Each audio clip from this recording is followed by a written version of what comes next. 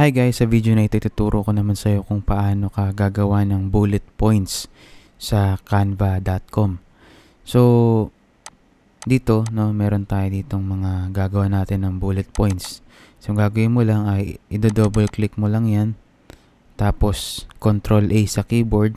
O di kaya highlight mo ng ganyan. Tapos, sunod na gagawin mo ay i-click mo itong may tatlong dot, no, itong list. So, yan. So, makagawa na tayo ng bullet points. Tapos, sa alignment, no, i-click mo yan. Ayan, para maging maayos siya. Tapos kung halimbawa naman gusto mo naman baguhin yung bullet points, gusto mo gawing number, i-click mo lang ulit yan para maging number. So, ang problema nga lang dito, napaka-limited nung bullet points niya.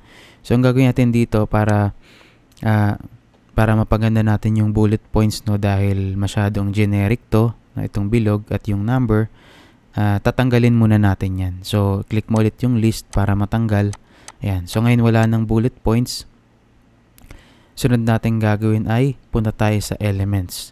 So, sa elements, type mo yung bullet points. Ayan. So, sa graphics, i-click mo yung graphics. Tapos dito, marami kang mga choices dito na pwede mong gawing mga bullet points. So, mas maganda kapag meron kang pro account o yung paid. No? So, halimbawa, testing natin to. Itong may check. Ayan. Tapos, palitan natin yung background ng kulay gray. Ayan. So, halimbawa, kung naka-paid ka, mas magandang tingnan. Ayan, no? Ayan. So, ang gawin mo lang, copy-paste lang. Ayan. Diba? Mas maganda siyang tingnan.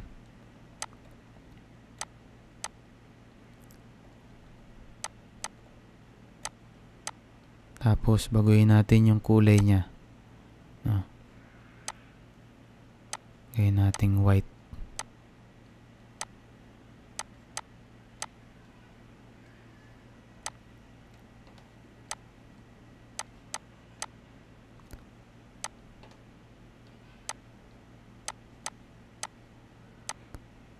Yun, so ganun lang kadali gumawa ng bullet points. Kung halimbawa naman naka-free account ka, maghahanap tayo ng maganda-gandang bullet points na pang free account.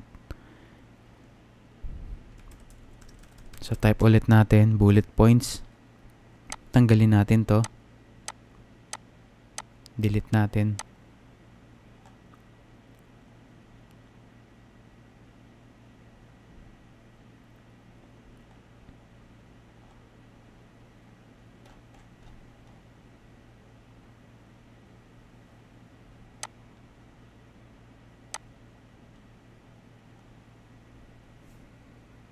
So, halimbawa ito, no, yan.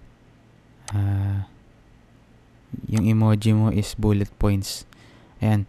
So, ngayon para mas madali kang mag-copy-paste, ang gawin mo, i-click mo yung object. Ayan. Pagka-click mo ng object, i-press mo yung Alt sa keyboard. Tapos, i-drag mo yung object. Ayan. So, mas madali mo siyang maduduplicate, maka-copy-paste. Ayan. So, another tip yan. So, basically, ganun lang gumawa ng bullet points, no? Kung halimbawa gusto mong merong design, pwede yan dito sa Canva. Gusto mo simple lang, pwede rin.